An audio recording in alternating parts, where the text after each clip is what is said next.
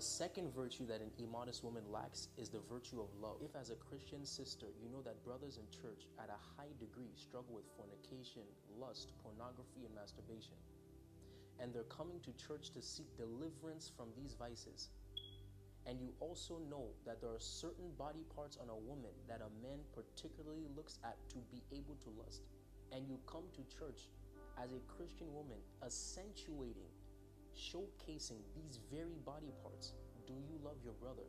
That is like I have a Christian brother who's trying to stop smoking cigarettes, and I come and I'm smoking a cigarette in his face. Somebody's trying to stop lusting, and you're putting the objects of lust in front of him. Men don't lust after women's elbows.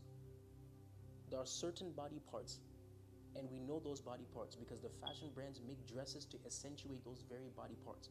The hips, the derriere, the breast, and so forth and so on.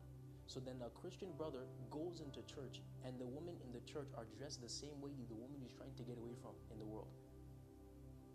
Paul said, if even my meat causes my brother to stumble, then I will not eat that food anymore. The meat there is Old English for food. He's saying, if even the food I am eating is causing my brother or my sister to fall into sin, I won't eat that food anymore. A woman who's mature in love will dress with consideration for how she's dressing will impact the brothers in the church. An immature woman says, it's not my business. I didn't tell them to look. And that same woman wants to be a wife. And that same woman wants to be a mother with that kind of selfishness. What kind of a mother, what kind of a wife do you think you'll be with that kind of self-centeredness that, well, I don't care what happens to them as long as I'm happy with what I'm wearing?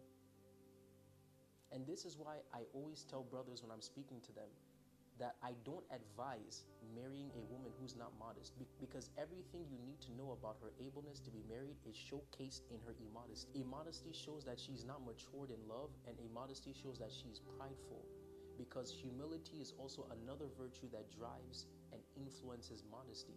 When somebody is prideful, they show off their glory. When somebody is humble, they conceal their glory. A prideful woman is so self-centered that she wants everybody to see she has big breasts and big butt, so she'll dress in a way so everybody can see it. A humble woman will not dress that way. She doesn't want to draw attention to herself. Humble people don't dress to draw attention to themselves in a lustful manner. A humble Christian woman wants to draw attention to Christ. When she enters church, she's not trying to cause the brothers to look at her. She wants the brothers to see Jesus. So she's modest with how she dresses, and what she showcases is virtue, which is what the Bible calls true beauty. Virtue, character, is true beauty. That is why the book of Proverbs chapter 31 says, charm is deceitful and beauty is vain, but a woman who fears the Lord will be praised.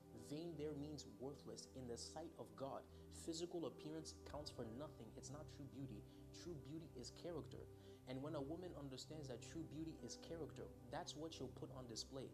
That's why Peter said, let not your adornment be your outward appearance, but let it be the hidden man of the heart. In other words, let your true beauty, your inner beauty, your character be what's on display.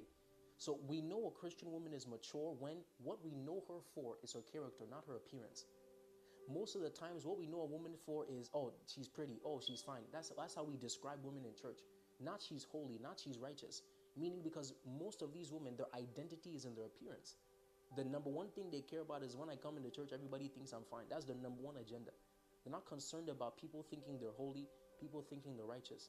What we should know you for as a holy woman is your character. We should say, oh, that is a godly woman. That is a woman who, not she's fine, not she has a big this and a small that. That's not what God is concerned with. Back to the point I was making before.